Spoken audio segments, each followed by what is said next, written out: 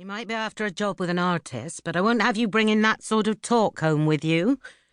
Elsie blushed and swore again, this time under her breath. She hadn't noticed her mother standing in the doorway. How can this skirt have mud on it? I haven't put a foot outside. If Tom's been messing with my things again when I told him not to, I'll do more than swear. You can't blame your brother for every bit of dirt in the house, and it's hardly the end of the world. Come downstairs when you're ready and I'll scrub it off for you. Her mother left her to it, and Elsie wondered for the 1000th time if boys were saints in every family, or just in hers.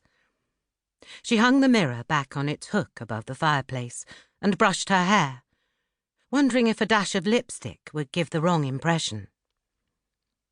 Her reflection stared back at her from the glass, round-faced and healthy-looking, brown eyes set under well-defined brows, and a mouth that seemed always on the verge of a smile, no matter how angry she felt. It was an ordinary face, pleasant at best, and there was no point in trying to pretend otherwise. Artist or not, he would have to take her as he found her. She took her best coat from the back of the door, where it perched like a guest's across a bulge of winter clothing. It was always the same when she came home. She felt like a lodger in her own room, which, of course, she was. She went downstairs and was touched to see her family gathered round the kitchen table to see her off. Her father lingered unconvincingly over tying his bootlaces, late for the fields, but determined not to miss her departure, and her youngest sister jumped down from her chair with a squeal and thrust a folded piece of paper into her hands.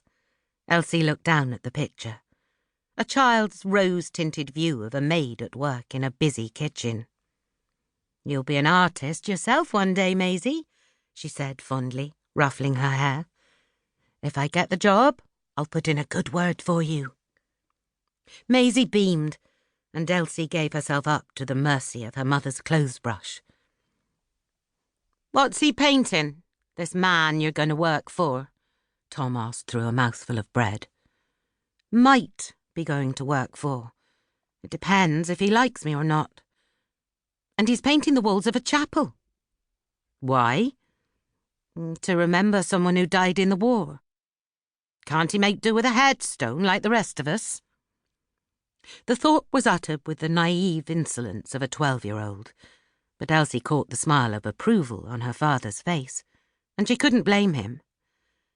10 years on from the end of the war, it seemed a waste to spend so much on the dead when times were hard for the living. "That's not for Mr. Spencer to say, is it?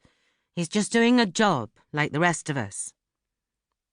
Elsie heard her mother give a snort of disbelief, but the mud was a stubborn adversary, and there was only room for one enemy at a time.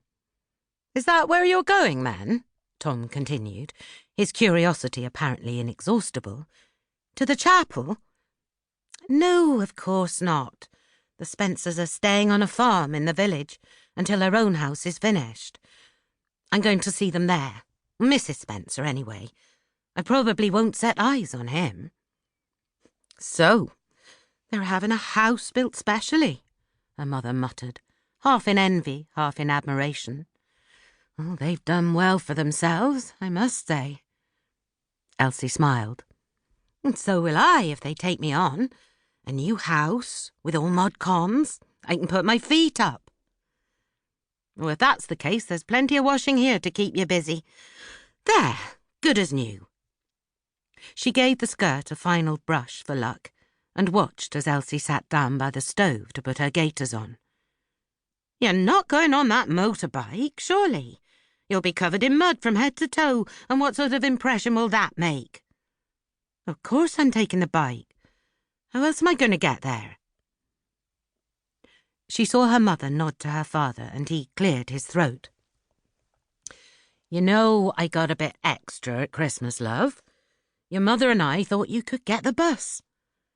He took some coins out of his pocket and gave them to her. "The roads are icy at this time of year, and you know how your mother frets. There's a bus at past, and you'll catch it if we get a move on. I'll walk you to the end of the road."